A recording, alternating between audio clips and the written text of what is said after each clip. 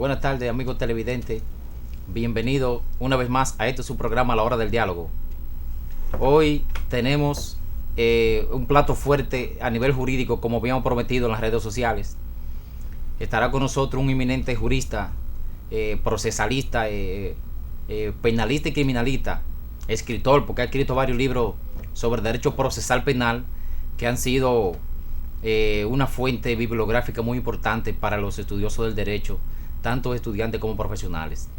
Hoy estaremos hablando de temas muy controversiales, si se quiere decir, dentro de lo que es el lenguaje o el término jurídico, porque ha habido mucha confusión con lo que tiene que ver con el Código Procesal Penal, y para eso tenemos una figura que tiene calidad y capacidad para hablar de ese tema, como es el doctor Freddy Mateo Calderón. Bienvenido, hermano. Gracias, colega. Gracias. Doctor, ese tema del Código Procesal Penal, de que se le ha querido vender al público que el Código Procesal Penal es el culpable del índice de la criminalidad y la delincuencia. Entonces yo tengo mi hipótesis sobre eso, tengo mi tesis de que un código no puede ser el culpable de la criminalidad, delincuencia, corrupción, porque son cosas que verdaderamente están directamente al Estado, no así a un simple código. Entonces, ¿qué usted nos puede decir sobre eso? Mire, yo, distinguido Roger, he dicho siempre que con el Código Procesal Penal, si fuésemos a buscarle un calificativo que pueda definirlo rápidamente, podríamos llamarle el calumniado. Así como el profesor Juan Bosch dice Judas Iscariote, sí, el calumniado, alegando que todo lo malo es Judas, el traicionero. Exacto. Olvidándose que vino a cumplir un rol. Exacto. Y es que como Jesucristo tenía que morir, entonces tenía que juzgar su rol de entregarlo.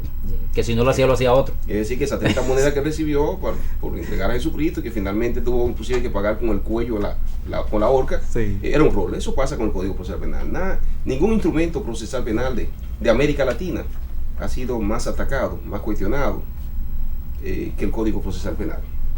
Sin embargo, lo que pasa es que el Código Procesal Penal lo que hace es que se esconde un sinnúmero de irresponsabilidades. Yo siempre he sostenido que nosotros vivimos en un estado semidelincuente. Y este estado irresponsable, todo se lo quiere culpar al Código Procesal Penal. Pero ¿qué resulta? La delincuencia no puede ser el resultado de un código. La delincuencia en el mundo entero es el resultado de desigualdades sociales, de falta de oportunidades, de mala distribución de la riqueza y sobre todo de una mala gerencia de un Estado. En República Dominicana, por ejemplo, el Estado Dominicano, yo estuve analizando, por ejemplo, la situación presupuestaria. Vamos a tener más de 500 mil millones, unos 516 mil millones de pesos de presupuesto 2013. Sin embargo, ¿usted sabe cuánto se le asigna, por ejemplo, al Plan de Seguridad Ciudadana del Gran Santo Domingo? Se le están asignando 800 millones de pesos. ¿Nada? Sí, prácticamente nada. Nada. ¿Cuánto se le asigna, por ejemplo, al Poder Judicial de la República Dominicana?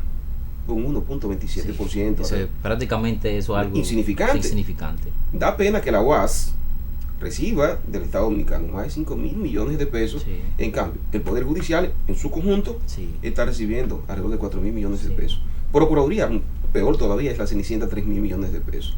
A la Policía Nacional le fue incrementado el presupuesto de este año en apenas 500 millones de pesos, cuando la propia UAS se le incrementó en más de 700 millones de pesos. Sí. ¿Qué yo te estoy diciendo? Que el Estado Dominicano, reitero, es un Estado que da la espalda a la sociedad. Entonces cada vez que se siente cuestionado, lo que tiende es entonces a responsabilizar a un instrumento que nada tiene que ver con la criminalidad, como es el Código Procesal Penal. Ahí no termina. Seguimos analizando muchas situaciones que se están dando en República Dominicana. Por ejemplo, funciona el sistema de salud pública, 7 mil millones de pesos para un año, para 10 millones de almas. Sí, eso es un poco complicado. Funciona el sistema educativo. Económicamente casi inaudito. Entonces, cuando el pueblo tiene esas lagunas, esas necesidades, lógicamente que se traducen en actos delincuenciales que no es propio del Código Procesal Penal. Por eso, yo inclusive he dicho que, y por eso usaba el término de calumnia, de infamia, de que ha sido difamado, injuriado el Código Procesal Penal, porque contrario a lo que se percibe y algunas oficinas grandes de abogados, yo escucho, por ejemplo, la familia Vincho Castillo. Tengo vínculo de amistad con algunos de ellos, hemos tenido algunos litigios y nos respetamos. Sin embargo, esta familia se ha tomado con el Código Procesal Penal. Pero sin embargo, el Código Procesal Penal, por ejemplo, a esa familia le permitió que su principal cliente, Baez Figueroa, se mantuviera en libertad hasta que fuese condenado de manera definitiva a 10 años y que el juez de ejecución de la pena lo mandara a buscar. Que es una facultad que tiene el código. Que lo ayudó el Código Procesal Penal. En otro sistema no hubiese pasado. Tiene sus bemoles el código, una cosa, tiene su parte sutilmente mala. Nada de perfecto. Nada de perfecto. Pero es lo que te digo, se han tomado que todo, por ejemplo aquí la falta de energía eléctrica genera criminalidad.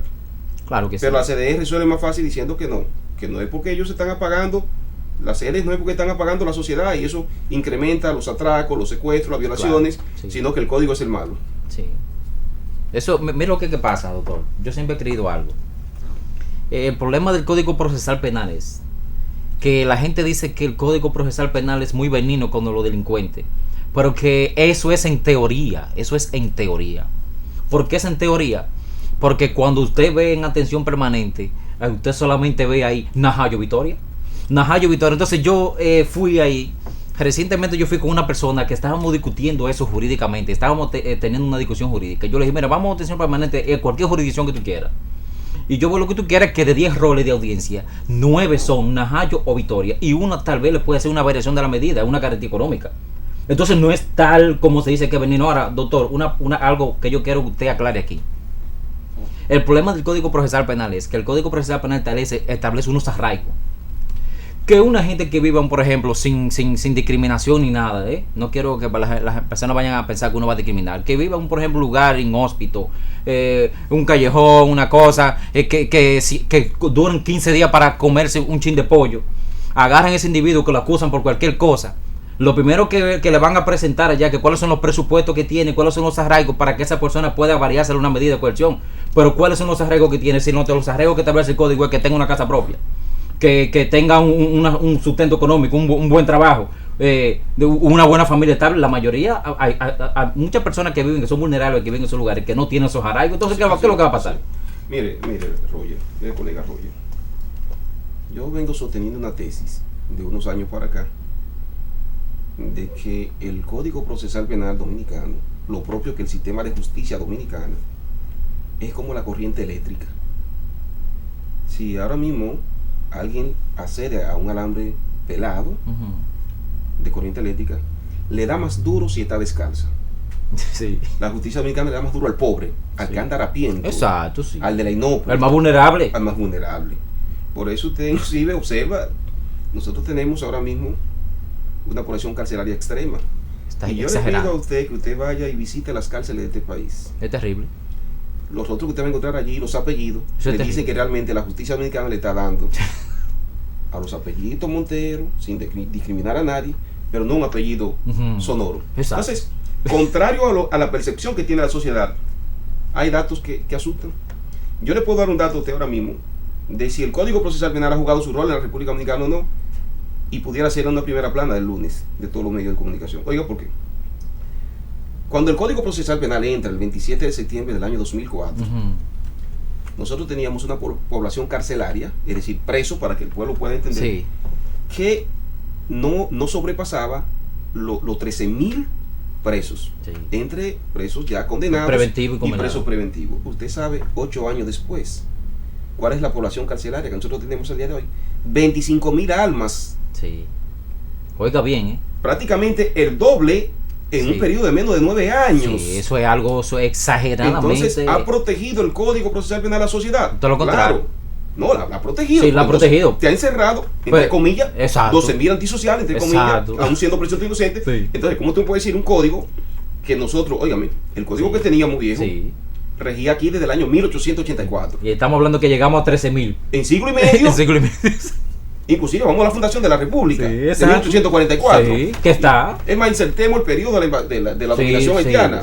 Y en todo eso, esa existencia de la República Dominicana, de esa fundación como república, teníamos 13.000 presos. Hoy tenemos el doble en 8 años. Eso es increíble. Pero, ¿qué pasa? ¿Qué es lo que está pasando?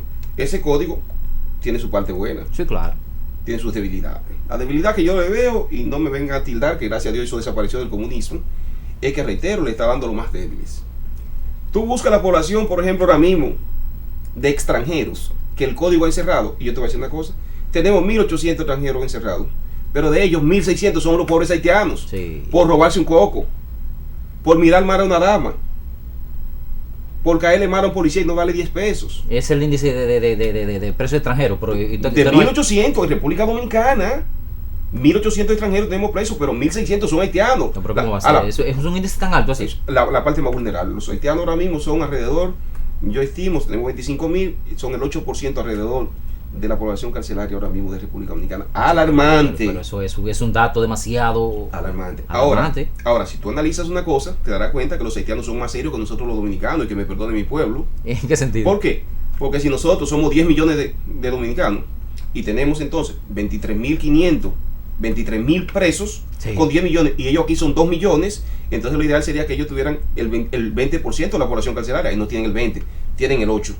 Es decir, si tú haces un cálculo porcentual, te darás cuenta entonces que en términos porcentuales, sí, son menos ellos que nosotros. Sí, en cuanto al análisis porcentual. Y si tú calculas la situación paupérrima en que estos extranjeros son extranjeros, algunos no, sí, quieren ni siquiera decir extranjeros, sí, son extranjeros, nuestros vecinos. Sí, son extranjeros, claro, sí. La situación económica precaria en que viven, y muchas veces optan mejor por vender el coco, vender la tarjeta, exacto, vender el plátano, la caña, el jugo, el maní, el chapeo, sí, la construcción. Entonces son más serios que nosotros. Pero lo que yo te estoy diciendo en definitiva es que el código, si algo yo debo criticarle, eso que le ha dado a la parte más vulnerable. Sí, a la parte prácticamente que yo le voy a decir algo, la vulnerabilidad en un estado llega a ser un estado de indefensión. Eso así. Porque cuando usted es vulnerable, usted no tiene la forma de cómo usted enfrentarse al poder. Porque ¿cuál es la situación que está pasando con el Código Procesal Penal?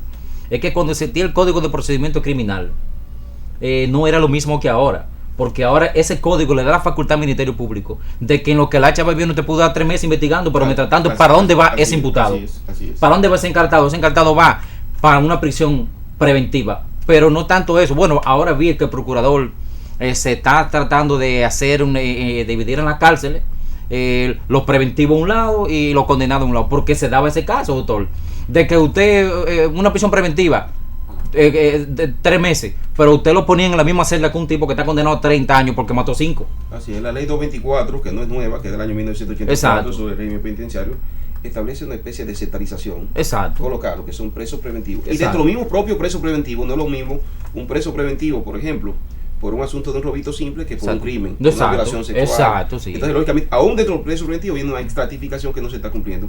Lo que sí yo le voy a decir, si el pueblo dominicano se pusiera a analizar las estadísticas del Código Procesal Penal, lo respetara. Es tan así, por ejemplo, que anteriormente habían suspensiones de hasta de un año, sí, de un proceso. Sí. Ahora hay procesos que en un año ya tienen sentencia definitiva. Sí, eso es así. Pero mira, el caso Sobeida, caso Figueroa Agosto, del cual yo fui parte. Sí, claro que sí. Defendiendo a la señora Dolphy Veláez. Ese caso, en 2 años, ya está en grado de Suprema Corte de Justicia. Eso es así. Antes, con 2 suspensiones, sí, ese código. Pero yo te busco sí. otro caso, el mismo caso Paya, que ha tenido sus retrasos. Sin sí. embargo, está en una etapa bastante claro avanzada, sí. con 25 imputados. Caso complejo, de acuerdo a 13.9. Caso Baninte, el caso Plan Renove. Sí. Todos esos casos, la sociedad ha podido ver sentencia porque el código es rápido. Sí, lo facilita, la celeridad. La celeridad. Entonces, sí, yo no entiendo la queja. Ahora, hay sectores aquí, moralistas, una llamada sociedad civil, sí, inmoral sociedad civil. Déjame decirte una cosa, inmoral sociedad civil, que vive criticando el código y ellos mismos son los que contribuyen al colapso del sistema de seguridad de la sociedad. Aquí, por ejemplo, para darte un dato, todos esos muchachones que tuve por ahí hablando en la televisión, sociedad civil, ellos y sus esposas son miembros de consejos de administración de las EDES, del Banco de Reserva, y cobran millones al año.